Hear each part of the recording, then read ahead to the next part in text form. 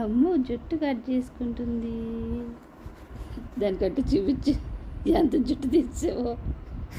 అమ్మో నీ జుట్టు కట్ చేసేస్తున్నాడు అన్నయ్య. అమ్మో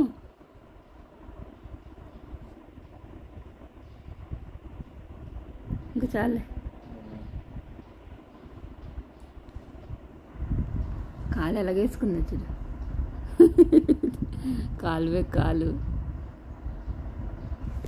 అమ్మో మంచి కట్ చేయించుకుంటుంది.